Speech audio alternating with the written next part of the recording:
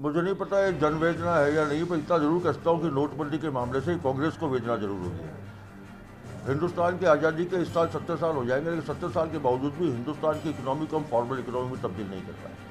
और यही कारण है कि हम पैरेलल इकोनॉमी की बात करते हैं, कभी हम पिल्स रिजल्ट की बात करते हैं। ये पिल्स रिजल्ट इन इकोनॉमी, जो कि राजीव जी ने खुद ने कहा था कि मैं 100 रुपये बेचता हूँ, 2 रुपये पहुँचता है या 10 रुपये पहुँचता है, ये पिल्स रिजल्ट की जानकारी होने के बावजूद भी हमने इंडियन इकोनॉमी को फॉर्मल इकोनॉमी में तब्दील करने की कोई कोशिश दुर्भाग्य से नहीं की। मैं बधाई देना चाहता हूँ मोदी जी को, जिन्होंने पहली बार हिंदुस्तान की इनफॉर्मल इकोनॉमी को फॉर्मल इकोनॉमी में तब्दील करने की कोशिश करना शुरू किया। कांग्रेस ने अभी तक जितने भी आंदोलन किए हैं उनमें भी वो फ्लॉप हुए हैं, जन समर्थन उनको मिला नहीं है।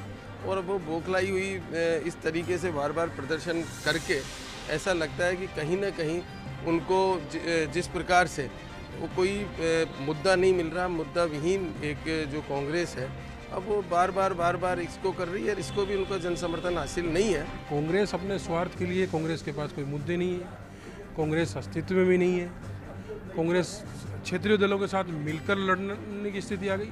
तो ऐसी पार्टी की स्थिति, मनोदशा स्थिति खराब हो जाती है। तो वैसे ही जो जनता जिसमें साथ है उसके साथ में भी उन मुद्दों पर भी वो अपना विरोध करती है। तो ये तो कांग्रेस का कोई अस्तित्व भी नहीं रहेगा। इस तरह का प्रदर्शन करती रहेगी तो मैं सोचता हूं कि उनकी मनोस्थिति ठीक नहीं है, इसलिए ऐसा प्रदर्शन कर रहे हैं। कोटा से दिनेश जी हमारे साथ हैं। नमस्कार सर। दिनेश जी बताइए क्या कहना चाह रहे हैं आप? लगता है संपर्क नहीं हो पा रहा, आवाज़ नहीं पहुंच पा रही। मैं मनीष पारिक साहब आपका रुख करना चाहूँगा। देवनानी जी कह रहे हैं कि सिलेबस में अब नोटबंदी को और कैशलेस सिस्टम को शामिल किया जाएगा। क्या कोशिश है सरकार की? जी, नया जमाना आया है। लोगों को लगता है कि पेटीएम से, मोबाइल ऐप से इनसे भुगतान हो सकते हैं, कार्ड से हो सकते हैं स्वाइप। ना तो नॉर्मल तेल होगा, ना राधा नाचेगी, ना तो मनी कैश में होगी, ना घूस में दी जाएगी। और अगर कोई कार्ड से ही घूस दे रहा हो तो मैं नहीं कहूंगा कि ये संभव है। 9 लाख करोड़ बाहर आ गए भैया, 9 लाख करोड़ बाहर आए हैं, क्या बात कर रहे हो आप? 9 लाख करोड़ रुपए तो बाहर आप छाप दिए, आपने लोगों में पहुंच चुके हैं। आप स्पष्ट बोलो धीरे धीरे तो समझ में आएगा लोगों को। 9 लाख करोड़ आप नोट छापे हैं, जनता में आ चुके हैं। आप और रिश्वत चल रही है। ये जो रिजर्व बैंक के गवर्नर जो रोज बैठे पकड़ में आ रहे हैं हैं, जो भैया। अर्थशास्त्री वहां पर बैठे हैं, इनका जो सबसे बड़े नहीं, अर्थशास्त्री, ये देवनानी जी का अर्थशास्त्र समझने की कोशिश कर रहा हूँ कि वो क्या करना चाह रहे हैं। प्रधानमंत्री जी के गुणगान होंगे या फिर कुछ युवाओं को मिलेगा इससे? 2 साल में कैशलेस सिस्टम पूरे संसार में चल रहा है। नीदरलैंड, न्यूजीलैंड, नॉर्वे में कितने % कैशलेस है, वहां सुविधा है। मुझे नहीं बता ऑप्शन आ रहे हैं, और जब ये अडेप्शन आ रहे हैं तो इसकी जानकारी जनता को अगर बालपन में मिल जाएगी तो अच्छा रहेगा। जो युवा सर्वाधिक इस्तेमाल करते हैं, मोबाइल के बारे में भी लोग ऐसे ही कहते थे, इस मोबाइल से क्या होगा, गड़बड़ हो जाएगी, मेरे पैसे कोई निकाल लेगा। अर्चना जी को सुन रहा था मैं, आपकी पार्टी के सीताराम जी प्रवक्ता हैं, वो उनका कहना था कि ये जो पूरी तस्वीर है इसमें अगर देवनानी जी किसी सिलेबस में इस नोटबंदी को जोड़ते हैं तो ये सिर्फ प्रधानमंत्री का जो गुणगान है वो ही होगा। बिल्कुल, इसमें प्रधानमंत्री जी का और बीजेपी का ही गुणगान होगा कि उसके ये फायदे गिनाएंगे और फायदा कुछ भी नहीं है। और ये लोग ऐसे हैं कि जवाहरलाल नेहरू जी देश के जो प्रथम प्रधानमंत्री थे, उनका सिलेबस में से नाम हटा रहे हैं, उनका वो सिलेबस हटा रहे हैं और नए ऐसे मुद्दे जो बिना काम किए थे, जिनसे जनता को कोई फायदा नहीं हुआ, ऐसे सिलेबस में जोड़ के क्या फायदा, आम जनता को क्या बताना चाहते हैं, क्या सिखाना चाहते हैं ये लोग?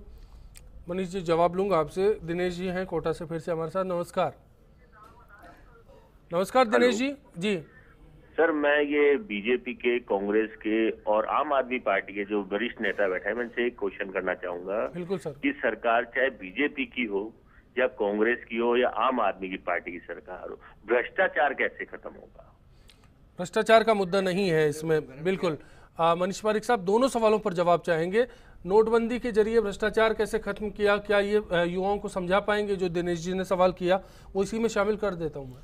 जितने पैसे बाहर से निकले हैं उतने पैसे आदमी के हाथ में हैं। जो भी खाते में से निकलेंगे उसका हिसाब होता है। अल्टीमेटली ऐसे पैसे जो कि एक आरोप है वो अब तक उस पर क्लियर नहीं किया गया है। 50 दिन के बाद कहा गया था कि स्थिति साफ होगी, लेकिन वो स्थिति साफ नहीं हुई कि कितना पैसा बाजार में था, कितना बैंकों में पहुंचा और कितना ऐसा काला धन था जो कि कहीं जमा पड़ा था। और वो कह सकती है सरकार की ये अचीवमेंट है हमारी। जी, संसदीय समिति के सामने देश के गवर्नर ने विषय रखा है और उन्होंने बिल्कुल सेटिस्फैक्ट्री एस्पेक्ट पे रखा है। जो आंकड़े हैं उनके बारे में जो कंफ्यूजन ये बात क्रिएट करना चाहते हैं, वो 2005 से पहले के नोट जो बंद कर दिए गए थे वो भी बैंकों द्वारा स्वीकार करने के लिए गजट नोटिफिकेशन निकाला गया था, इसलिए उसके कारण कंफ्यूजन की स्थिति बनी है। लेकिन लोग जानते हैं पहले 3 तिमाही में 37 भ्रष्टाचार के मुद्दे पकड़े गए। श्याम जी लगातार एक बात की ओर इशारा कर रहे हैं, जो काला धन था अब रामधन हो गया है, ऐसा क्यों है?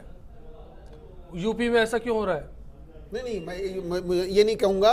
जो भारत के बहुसंख्यक प्रतिष्ठा लोगों के प्राण हैं उनके बारे में बात अगर कोई कर रहा है तो ये कोई गलत बात नहीं है, लेकिन काला धन निश्चित तौर पर कम हुआ है। मंदिर बड़ा मुद्दा है, मंदिर बड़ा मुद्दा है या फिर काला धन बड़ा मुद्दा है? मैंने आपको ये कहा सब मुद्दे अपनी जगह होते हैं, लेकिन आपके लिए कौन सा मुद्दा बड़ा है मनीष जी? आपके लिए कौन सा मुद्दा बड़ा है? निश्चित तौर पर दोनों ही हैं और इसलिए है जीतने के लिए जो सही है वो मुद्दा नहीं हो सकता। और जो मुद्दा है जो देश का सीताराम जी उस पे बात करेंगे जी बोले तो बेहतर होगा। जनता जी देखिए मनीष जी, जनता को धोखा देने की कोशिश मत करो। जब मुकदमा सुप्रीम कोर्ट पेंडिंग है तो आप नहीं, दोनों मुद्दे हैं बीजेपी के लिए।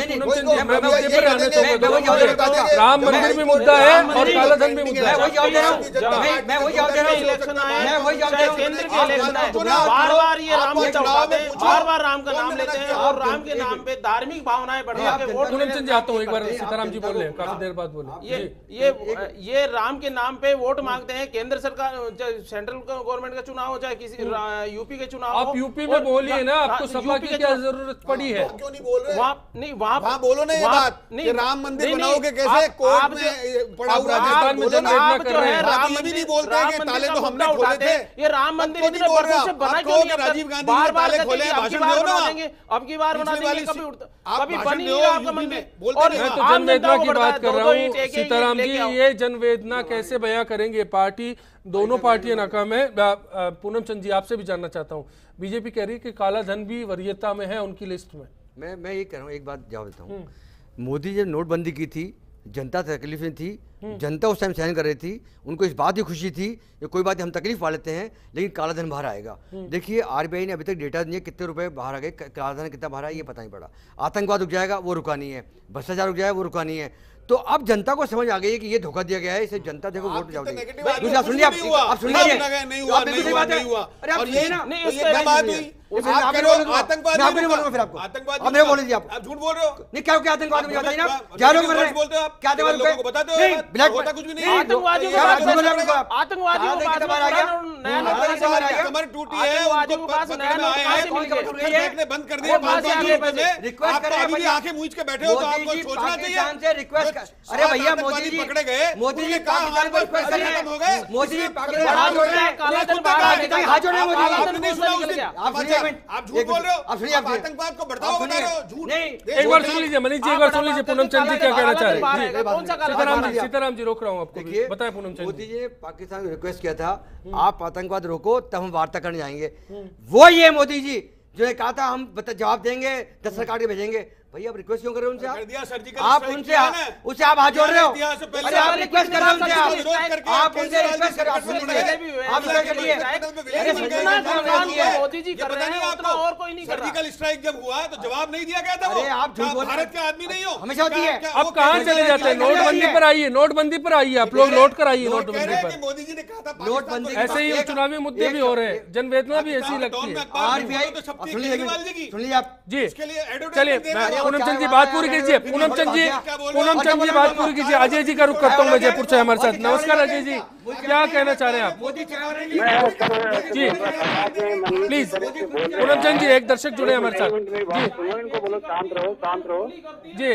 सीताराम जी एक दर्शक है हमारे साथ। शांत रखिए सीताराम जी, सबको शांत रखिए। पहले मेरी बात सुनिए सर एक बार। हाँ जी सर, मैं ऐसे बोल रहा था इनको साहब को, आप नेताजी की पार्टी को, इनको एक बार शांत रखो। मेरी बात सुनिए मनीष जी, सबके लिए बहुत अच्छी बात है, एक बार इनको शांत करने के लिए बोलो सर।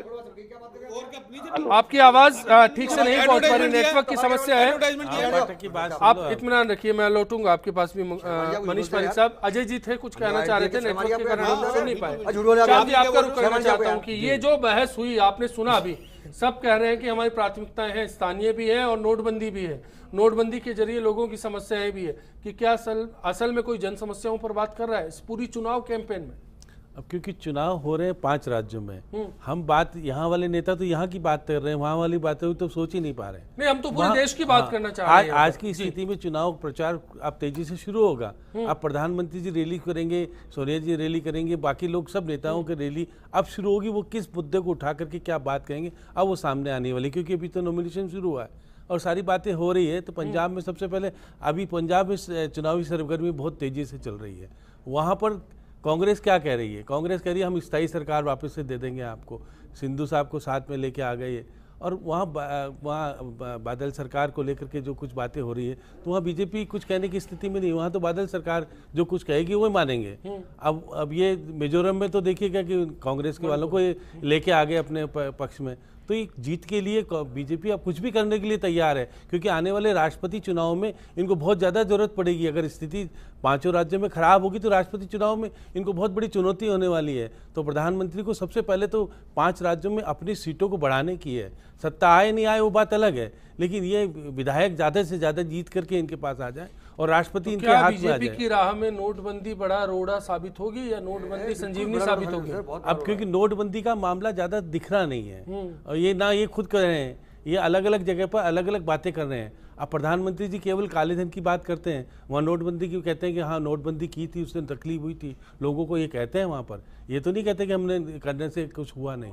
तो अब प्रधानमंत्री तो सबसे बड़ी बात है कि वो किस प्रकार से विधायकों की संख्या बढ़ाएं पूरे देश में, नहीं तो उनके ऊपर राष्ट्रपति का चुनाव बहुत बड़ी चुनौती खड़ा कर देगा। तो ऐसी स्थिति में राष्ट्रपति का चुनाव पक्ष में कैसे हो जाए, सत्ता किस जगह पे मिलेगी, क्या गोवा में मिलेगी इनको, यूपी में मिलेगी या पंजाब में, दोनों मिलकर बनाएंगे तो बहुत, और उत्तराखंड में किस प्रकार की ये तस्वीर अभी क्लियर बड़ी करना बड़ी जरूरी है। स्थिति है। सवाल ये भी था कि जनवेदना का जिक्र राजस्थान में जब होता है तो क्या जनता का भी समर्थन इस जनवेदना के सम्मेलनों को मिल रहा है या फिर कांग्रेस ठीक है घर में ही कार्यक्रम कर रही है? ये सवाल था हमारा, जवाब के साथ लौटेंगे ब्रेक के बाद। जहां विपक्ष का सवाल है, विपक्ष ने नोटबंदी का पूरा जो विरोध किया, सभी जिला मुख्यालय पे आंदोलन भी किए हैं, सभी जगह आंदोलन भी किया, वो उनका दायित्व था, उन्होंने किया। रही जनता की बात, तो जनता हमेशा अपना फायदा देखती है। जनता ने ये देखा कि सरकार पूर्ण बहुमत में है, सरकार के पास अभी 2 साल 2.5 साल का समय है, हम सामने क्यों आवें? तो जनता दुखी होने के बावजूद भी चुप रही, ना सामने आई।